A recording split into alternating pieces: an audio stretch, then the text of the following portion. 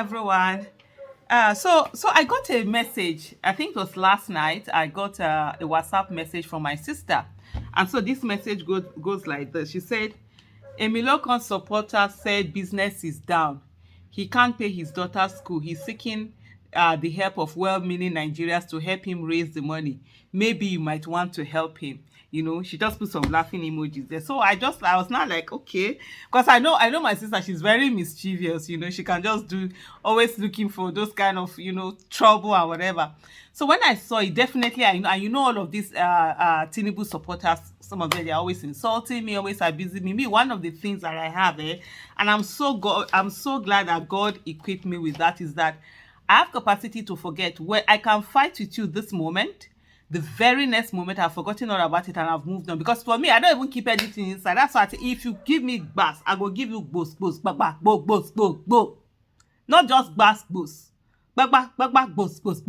That's how I am. And the moment I'm done with that, it's over. I don't have any this thing. Even like something can make me angry. I'm like this, it's all over. So I really don't remember people, and I don't even know this handle. I don't even know. So I just went in to go and so I clicked on it. Of course, apparently it was some guy who was okay, say he's let me even read his bio. He's some author, coach, management consultant, advocate of good governance. That's what he calls himself. He does consulting. And you know what just made me laugh? I just remember the 3 billion that how many less than 10 people shared when they were giving people millions of this thing. He's a consultant that insults people on behalf of Tinubu, but they didn't remember him. They didn't put him there. You understand? See it? And so it's like, oh, his business has gone down. And for me, it's how people don't realize that bad bad policies affect anyone. Even if you support government, it doesn't matter who you support, it affects everybody. And so when they keep insulting people, abusing people, attacking people, I remember 2022 how they kept telling us that, oh, you're going to suffer, Tinubu will win, there's nothing you can do about it, you will suffer, you will do that. I did a tweet, and I'm going to read out that particular tweet. This was what I said in that tweet. Let me go get that tweet now. And I was very intentional about what I did. And this is the tweet. It was done on the 8th of December 2022. And I said, some of you taunting me with things like Tinubu will win election and nothing you will do about it is the most laughable thing ever. I can comfortably survive another 8 years of disastrous leadership. I have enough passive income to take care of my needs. My tenants will pay rent. And then Rino Oduala, she now came, she said, I can survive 4 years. So after that, they will have to draft me into the army. Remember, Tinubu had said he was going to draft the youth into the army and feed them agbado and all of those things. But for me, this was what when I talked about that whole thing, I'm like, no matter how bad it is going to be, I don't think I'll be that adversely affected. So when I speak, I'm not speaking because of an experience I'm going to, but I'm thinking about every other person. There are so many people out there. This particular person, his child is in Afebabalola University, where he pays millions, right? As school fees. There are some people who can't even afford the money they will pay in public university. There are some people who can't afford, because he has a family where he's thinking, okay, I need to take this call. Now I'll get back. Hello everyone, once again. So sorry about that break. There was a call I needed to pick up. So like I was saying, so this particular person, because he can afford private university, maybe he has a little good life for his children. Most people don't. Lord, I'm just laughing. Most people don't get it. So little time now that his business just went, that he couldn't pay a bill of 1 point something. And those are the people that come and insult people and do all sorts of things, mocks people's pain because they feel that they are fortunate to leave that place. You always, when some of us speak, we are not speaking because, oh, the government right now is personally affecting us, or we can't do something or the other, but for the generality of everyone. If everyone is not free, none of us is free. If everyone does not have access to so many things, we all don't have those access. It's not based on the little privilege that you have, that you be using it to do all sorts of things. Let me go on to and so he brought out, for me, the thing that really, so I'm just like, this particular person, honestly, it is just crazy. He put out every detail about his daughter in trying to seek for help. Her name, okay, of course, the university, her full name, her registration number, her email address, her phone number, her matric number, the, what do you call that thing? The that code, what do they call this code? Oh, barcode of whatever, I think, to generate the whole thing. Everything you can literally. So I'm like, for security reason, how do you put this whole data out there? At least there were some things you could have, blanked out. And the first thing I'm thinking about, did he ask his daughter for permission? For me, I'm very, those things matter a lot to me. If I was, God forbid, I was ever in a situation like this, I won't put the message out without my child's permission. They need to know this is what I want to do. And I'm thinking, if he had asked and he said this is what they're going to do, I'm sure the child would have said to him, put blank out some things. Now you've put this child out there. Everybody, people, they wouldn't even relate her with you or whatever. Everybody now knows what has happened or what has. And these are the people who sit down and they are defending government. They are insulting people. I had to even just do a quick this thing to say, okay, let me just go and check.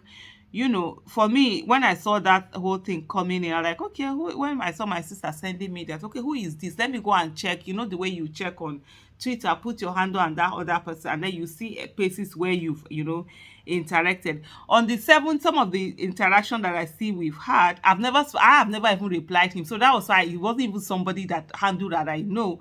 But of course, me, I have never blocked anybody. I have over 2 million followers on Twitter. Since 2014, my first tweet was bring back our girls. I've never blocked anyone. Up to today, I've never blocked anyone. I've never muted them. If you like, insult me from morning to night. It's your mouth you are using to insult. When you are tired, you will go.